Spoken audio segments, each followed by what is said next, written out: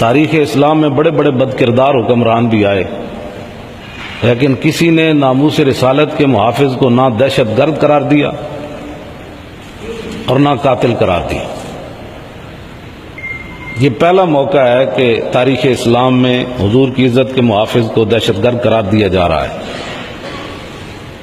ایسے نہیں ہوگا، اب ہم نے ان کو بتا دیا یہ بات، ایسے نہیں ہوگا انشاءاللہ۔ اور یہ اسی وقت یہ عمل درآمد ہوگا کہ آپ حضرات، اقبال کہتا ہے اگر صاحب ہنگامہ نہ ہو ممبر و محراب، اگر صاحب ہنگامہ نہ ہو ممبر و محراب، تو دی مندہ مومن کا موت ہے یا خواب۔ اقبال کہتا ہے اگر ممبر کے اوپر بھی حق بات نہ ہو تو پھر سمجھ لے کہ مولانا تقریر یا تو موت کی کر رہے ہیں یا خواب کی گفتگو کر رہے ہیں۔ تو یہ صاحب ہنگامہ ہونا چاہیے۔ اور نبی علیہ الصلوۃ والسلام نے آپ حضرات کی، ہمیں کوئی کہتا ہے نا آپ ایسی باتیں کیوں کرتے ہیں، تو میں ان کو کہتا ہوں، مجھے ڈی ایس پی پچھلے سال 4 جنوری کو گھسیٹ کر لے گئے، تو ڈی ایس پی تھا CIA کا، رات کے 4 بجے پورا لاہور میں افراتفری تھی، بھائی گستاخ رسول کی بتیاں بجھی کیوں، پورا لاہور الرٹ تھا۔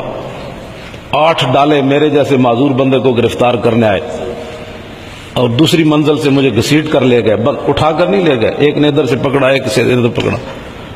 تو میں ہنس رہا تھا اور وہ پریشان تھے کہ بھئی ہم اس کو گرفتار کر کے گھسیٹ رہے ہیں، پھر بھی یہ ہنس رہا ہے، اور ایسے مجھے گاڑی میں ڈالا جیسے بوری کو اٹھا کر پھینکتے، تو میں پھر بھی ہنس رہا تھا۔ اب وہ پریشان تھے کہ یہ کیا مسئلہ ہے، اس کو کیا مسئلہ ہے اس کو۔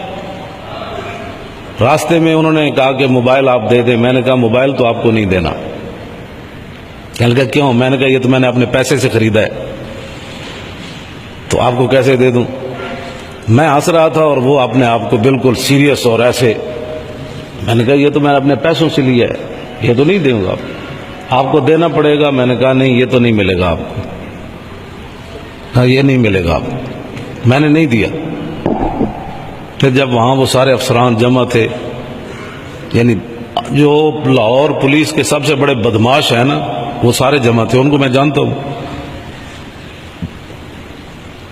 وہ مجھے کہنے لگا آپ ایسی باتیں کیوں کرتے ہیں؟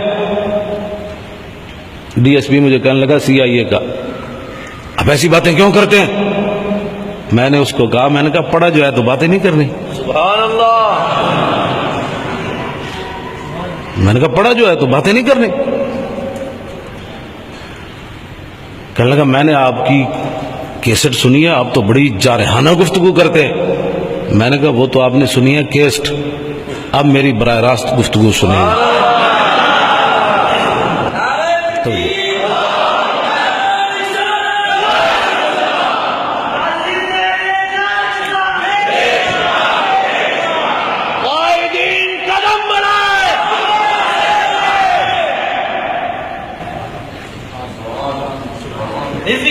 تو نہیں